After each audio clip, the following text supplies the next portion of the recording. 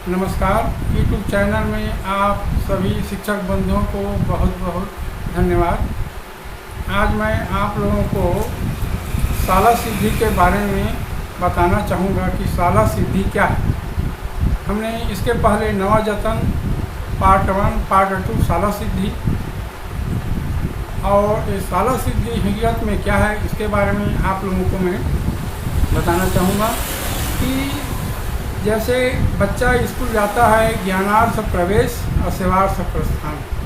तो जब बच्चा ज्ञान के लिए प्रवेश करता है तो शाला परिसर कैसे होने चाहिए, एकदम महामहती साफ सुथरी होनी चाहिए। और जब स्कूल के अंदर पहुंचता है तो वहाँ दीवारों पर एक से एक जो है सिद्धांत रहना चाहिए और एक से एक चित्रकारी होना चाहिए, कविता कहानी आदि होना चाहिए। तो पुस्तकालय की व्यवस्था साफ़ सुथरा, बच्चे का कपड़ा लत्ता साफ़ सुथरा, उसका भोजन साफ़ सुथरा, बैठने का व्यवस्था साफ़ सुथरा।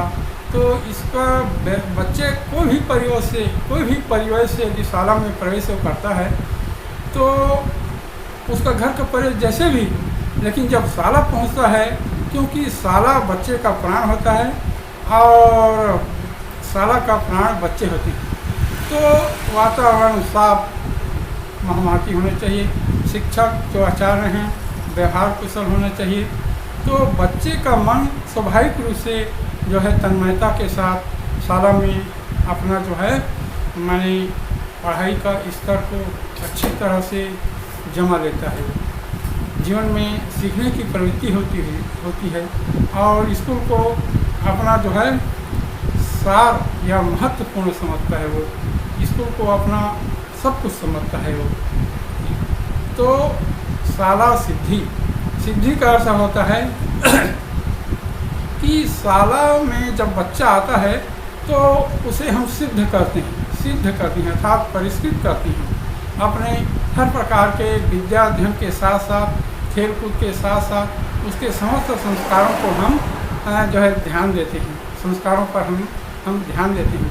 जैसे प्राचीन काल में होता था कि प्राचीन काल में ऋषि मुनि बच्चे का जो परीक्षा लेते थे उनको सिद्ध करते थे, परिष्कृत करते थे, लेकिन बच्चे को कभी पता नहीं चलता था कि ये परीक्षा है, सिद्धि का परीक्षा है।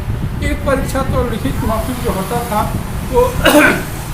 वो तो होता ही है, लेकिन एक परीक्षा होता है बच्चे को परिष्कृत करना। तो हर कोई आचार्य जो है अपने हर विद्यार्थी को वो ऐसे परीक्षा लेते थे जो पता नहीं चलता था विद्यार्थी को गुरुजी परीक्षा ले रहे हैं। जैसे आपको एक कहानी बताना चाहूँगा कि प्राचीन काल में धम्म आयुध नाम के एक ऋषि थे। हजारों विद्यार्थी उनके जो है आश्रम में पढ़ते थे। तो एक विद्यार्थी ऐसा था उपमन्यु नाम का, आप जिसे जानते हैं, पढ़े भी होंगे। तो उपमन्यु की परीक्षा उस धम्म आयुध में कैसे ली कि एक दिन जोरदार वर्षा हुआ। वर्षा थम जाने के बाद माने उपमन्यु को बोले धम्मआयुध जी कि जाओ तो उपमन्यु खेत को देखना, मेड़ को पानी उनी निकल गया होगा तो बांध देना। और अकेले उपमन्यु को भेजी। पहले से व्यवस्था उन्होंने माने व्यवस्था कर रखा था धम्मआयुध ने। जब उपमन्यु वहाँ पहुँचा फावड़ा लेकर अकेले, तो बहुत प्रयास किया, बांधते बांधते उसे पूरा थक गया और जो है संध्या होने लगा। जब पानी नहीं ठहरा तो उपमन्यु उसमें सो गया, पानी ठहर गया। अब जो है उपमन्यु का जो है दिन भर के परिश्रम, खाली पेट और जो है पानी से उसका हाथ पांव करने लगा, बेहोशी की स्थिति में आ गया था वो।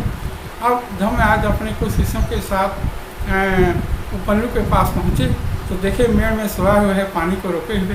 तो उसने कहा कि बेटा तुम्हें आ जाना चाहिए था, जब पानी नहीं जो बहना नहीं रुका तो आ जाना चाहिए था अपने मित्रों के साथ, फिर हम यहाँ आते। तो वो बोले कि गुरुजी वर्षा का अंतिम क्षण है, यदि मैं आश्रम चला जाता तो एक भी पानी इसमें नहीं बचता और फिर हमारे आश्रम का जो है खर्चा कैसे चलता। अंतिम वर्षा का जो इस समय है आखिरी, तो एक भी अन्न हम नहीं पाते। ऐसे कहकर उपमन्यु ऐसे बोला उपमन्यु। तो धम्मआयुध ने उसे अपने हृदय से लगा लिए और दोनों गुरु शिष्य के आँखों में जो आंसू प्रेम की आंसू बहने लगा। तो एक प्रकार का परीक्षा था उपमन्यु के लिए, और वही उपमन्यु आगे चलकर जो है बहुत बड़ा जो है विद्यालय ऋषि के नाम से प्रसिद्ध हुआ, जिन्होंने धार्मिक पुराण, धर्मशास्त्र, दर्शन शास्त्र और सांख्य शास्त्र, लघु सिद्धांत, कौमुदी, व्याकरण, ज्योतिष आदि का देश के लिए अपने निर्माण किया।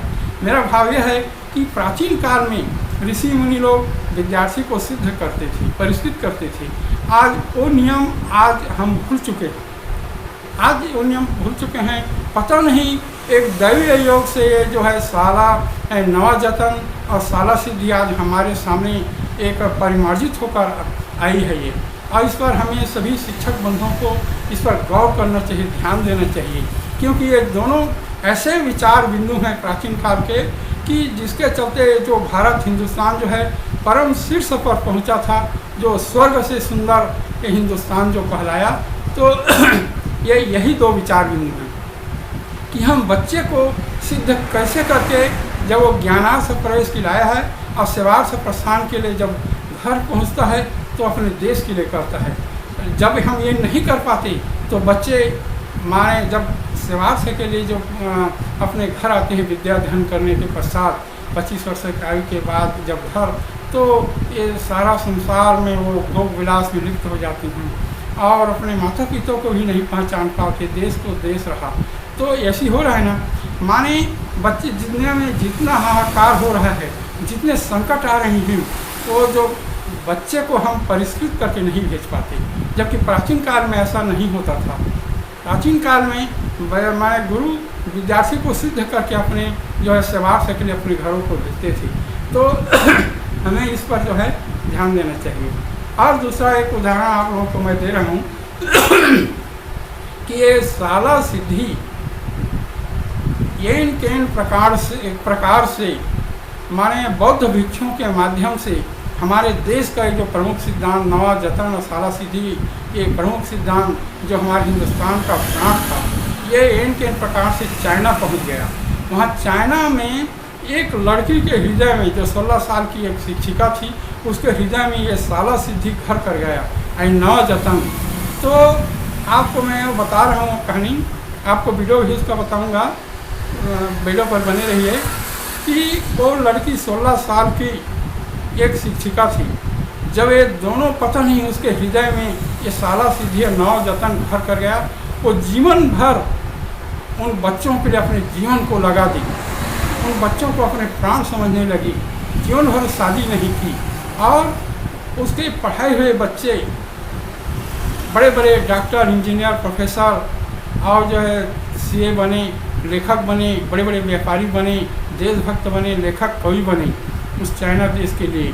तो जब सरकार को मालूम हुआ इस शिक्षिका के बारे में, तो जब वो देश की सेवा करते करते 80 वर्ष की हो गई वो, तो जब मृत्यु शैय्या पर पड़ी थी, उस समय करोड़ का चेक को सरकार के जो अधिकारी वर्ग आए उसको देने के लिए तो बौखला गई।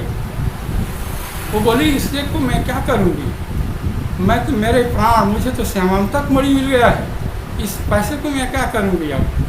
क्योंकि वो खुद भगवान को बार बार आशीर्वाद दे रही कि हे परमेश्वर, मैंने कई कई संचित पुण्यों के प्रताप से मैं शिक्षिका बनी, मैंने श्यामांतक मणि को पा गया, ये बच्चे मेरे मणि हैं और मुझे पैसे को क्या करना। लेकिन बाद में उन ऑफिसरों के मैंने वो नकार दी पैसे को। ऑफिसरों के घर वहाँ से जाने के पश्चात सोचने लगी और रोने लगी कि काश एक पैसा मुझे पहले मिल गया होता तो मेरे बच्चों का भोजन का व्यवस्था अच्छी तरह से हो जाता, बच्चों को जो है दूध, अंडा, गरम गरम गोश्त मिलता, तो मेरे जो बच्चे हैं जो दूसरे दिन का छोटी मछलियाँ ही खाते थे, वो बहुत रोती थी इस समय कि मेरे बच्चों को पौष्टिक भोजन नहीं मिल रहा है।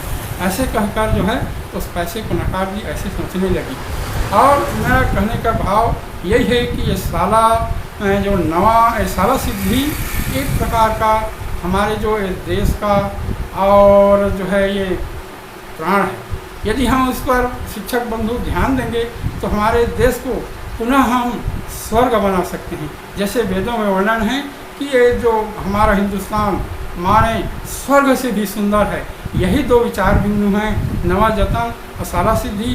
भले ही इसका नाम प्राचीन काल में दूसरा रहा होगा, जो आज हमारे भाग्य से या विषम परिस्थितियों से आज हमारा देश जूझ रहा है। आप देख रहे हैं हम अपने देश को बचा सकते, हम अपने बच्चों को शाला से ही उच्च विचारों से परिचित करके जब उसे ज्ञानार्थ के बाद सेवार्थ प्रस्थान के लिए जब हिंदुस्तान की भूमि पर यदि कदम रखते हैं तो वो देश हमारे इस धरती को स्वर्ग से भी सुंदर बना सकते हैं। जय हिंद।